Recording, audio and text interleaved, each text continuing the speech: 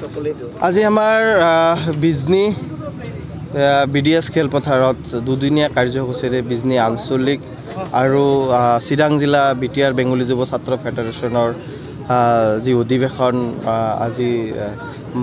মুকলি সভা আছিলে এই মুকলি সভাত আমাৰ বিভিন্ন অতিথিগণ ইয়াতে আহিছিলে আমাৰ বৰাকৰ পৰা বিধায়ক কমলাক্ষ দে আহিছিলে আমাৰ কোকৰাঝাৰৰ বিধায়ক লৰেট চিছলাৰী আহিছিলে ভালেকেইজন MCLA আছিলে আমাৰ জাতিটোৰ বিভিন্ন সমস্যা আছে এই সমস্যাবোৰ লৈ এটা আলোচনাও হ'ল আসলতে সকলো জাতিৰ সমস্যা নিশ্চয়কৈ থাকে আৰু সেই সমস্যাবোৰ আলোচনাৰ মাধ্যমেৰে সমাধান হ'ব লাগে তেনে ক্ষেত্ৰত ময়ো কেইবাবাৰো আমাৰ মুখ্যমন্ত্ৰী ডাঙৰীয়াৰ কথা পাতিছিলোঁ আৰু তেনে ক্ষেত্ৰত আমাৰ যিখিনি আৰু ডাঙৰ এটা সমস্যা আছিলে আমাৰ আধাৰ কাৰ্ডৰ এই সমস্যাটো মোটামুটিকৈ সমাধান হৈছে এতিয়া ডিভোটাৰৰো সমস্যা মোটামুটিকৈ সমাধান হৈ আছে আমি ভাবোঁ যে আমাৰ যি নতুন নেতৃত্ব যিসকলে দায়িত্ব ল'লে তেওঁলোকে সংগঠিতভাৱে সেই জাতিটোৰ সমস্যাৰ হকে মাত মাতিব আৰু চৰকাৰৰ লগত এটা পজিটিভভাৱে আলোচনা কৰি এই সমস্যাবোৰ সমাধান কৰাৰ ক্ষেত্ৰত ভূমিকা ল'ব আৰু যথেষ্টখিনি দায়িত্ব আমাৰো আছে যে বিধায়ক হিচাপে আমিও সেই দায়িত্বখিনি যাতে পালন কৰিব পাৰোঁ তাৰ কাৰণে আমি চাম বুলি আজিৰ এই সভাখনৰ জৰিয়তে সকলোৱে একেলগে বিভিন্ন জাতি জনগোষ্ঠী অসমখনত বসবাস কৰি আছে বিভিন্ন ভাষা সংস্কৃতি যাতে একেলগে সমিল মিলে আগুৱাই যাব পাৰে তাৰ কাৰণেও মই আহ্বান জনাইছোঁ সকলোকে যাতে আমাৰ যি সংস্কৃতি সেই সংস্কৃতি অক্ষুণ্ণ থাকে অসমৰ সংস্কৃতি তেতিয়াহ'লেহে আমি আগবাঢ়ি যাব পাৰিম তো আমি অখণ্ড ভাৰতবৰ্ষৰ এটা সময় আমাৰ যি বঙালী সম্প্ৰদায় আমাৰ অখণ্ড ভাৰতবৰ্ষৰ নাগৰিক আছিলে তেনে ক্ষেত্ৰত বহুতে বাংলাদেশী বুলি ক'ব খোজে তেতিয়া বাংলাদেশ নাছিলে অখণ্ড ভাৰত আচলতে ৰাজনৈতিকভাৱে তেওঁলোকক হয়তো বলিৰ পঠা বনোৱা হৈছে মানে কিছু মানুহৰ ৰাজনৈতিক ষড়যন্ত্ৰৰ বলি এই মানে কিছু জাতি যে আমি যদি কওঁ অকল বেংগলী বুলিও নহয় বিভিন্ন জাতি গোষ্ঠী আজি হাজংসকল আছে চাকমাসকল আছে এতিয়াও বাংলাদেশত বহুতো আছে আচলতে বাংলাদেশ বুলি কোনো দেশ নাছিলে এই আছিলে ভাৰতবৰ্ষ কিন্তু এই যে অখণ্ড ভাৰতবৰ্ষ আছিলে তাক খণ্ড কৰিলে এই খণ্ড কৰাৰ বলিয়ে এই মানুহখিনি ভুগিবলগীয়া হৈছে কিন্তু যথেষ্টখিনি মানুহ আগৰ পৰাও ভাৰত স্বাধীন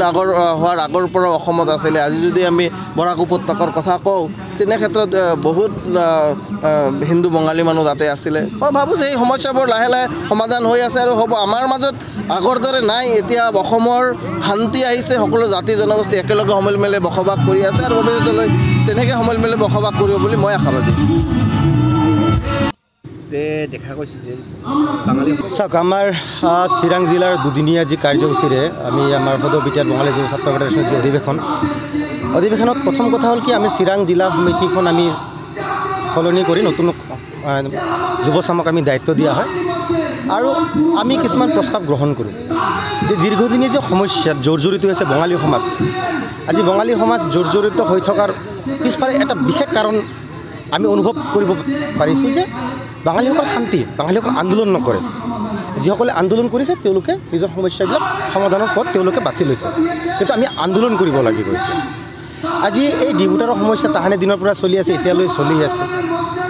আপোনাৰ মাটিৰ সমস্যাবিলাক যিবিলাক সেই সমস্যাবিলাক এতিয়ালৈ পূৰ্ণৰূপে সমাধান হোৱা নাই আজি এই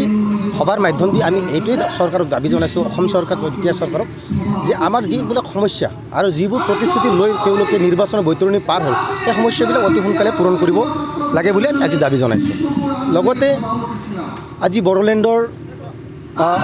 সকলোতকৈ উচ্চ শিক্ষা অনুষ্ঠান যিটো বড়োলেণ্ড বিশ্ববিদ্যালয় আছে সেই বিশ্ববিদ্যালয়ত আমি বাৰম্বাৰ স্মাৰক পত্ৰ প্ৰদান কৰি আছোঁ বাৰম্বাৰ আমি অনুৰোধ কৰি আছোঁ তাত বঙালী মাধ্যম বিষয়টো তাতে অন্তৰ্ভুক্ত কৰিব লাগে কিন্তু আমাক মাননীয় প্ৰমোদ বড়ো ছাৰে আমাক প্ৰতিশ্ৰুতি দিছিলে কিন্তু এতিয়ালৈ কাৰ্যকলাপ হোৱা নাই আজি সভাৰ মাধ্যম দি আমি হুংকাৰ জনাম যে অহা নিৰ্বাচনৰ আগত বড়োলেণ্ড ইউনিভাৰ্চিটিত অতি সোনকালে আমাৰ এই